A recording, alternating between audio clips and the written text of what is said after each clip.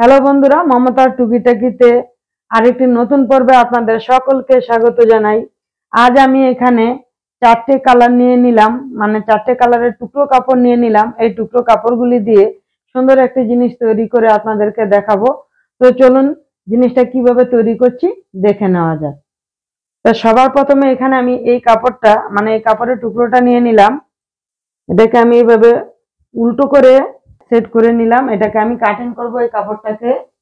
আর cutting করার জন্য আমি পেপার দিয়ে এরকম একটা হার্ট শেপ করে নিয়েছি। এখন এই কাপড়টার উপরে এই পেপারটাকে রেখে আমি কাপড়টা কাটিং করে নিব। এই যে কাপড়টা কাটিং করা হয়ে গেল। আর এর মাপ করে আমি আরেক পিস কাপড় কেটে নিব। এই যে দেখুন, এর মাপ করে আরেক পিস কাপড় আমি এখানে কেটে নিলাম। তো এখানে আমার ডবল পিস কাপড় লাগবে এই জিনিসটাকে তৈরি করতে। প্রথমে আমি কাপড়টাকে এইভাবে রাখবো, আর তার উপরে এই কাপড়টাকে এইভাবে আমি উল্টো করে রাখবো। এরকম করি উল্টো করে রেখে এইভাবে আমি পুরো ঘুরিয়ে এটা সেলাই দিয়ে দুটো কাপড় একসাথে আটকিয়ে নিব।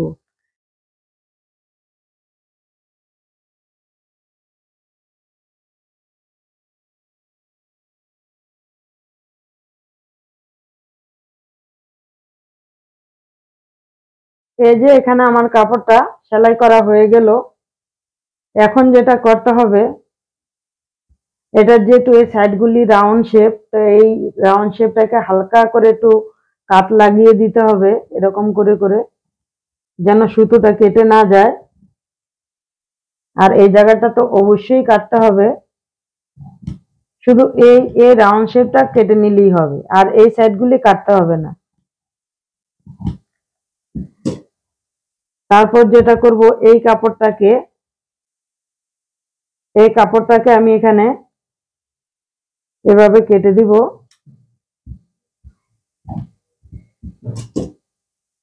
এখন এটাকে আমি সোজা দিকে নিয়ে নিব। এই কাপড়টাকে ডবল পার্ট করার কারণে একটাই, মানে একটা পাশ কেটে দিতে হবে, তারপরে ওই কাপড়টাকে সোজা পাশে আনতে হবে।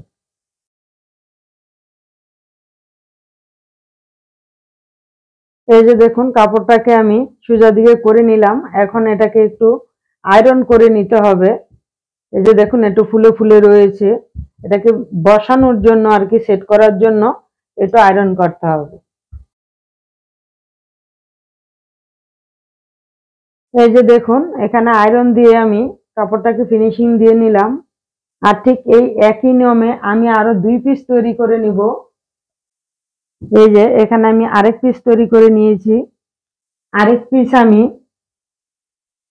এই যে এই সাইজের তৈরি করে নিয়েছি, মানে এই ডাইসটা দিয়ে ছোট একটা ডাইস করে নিয়েছি।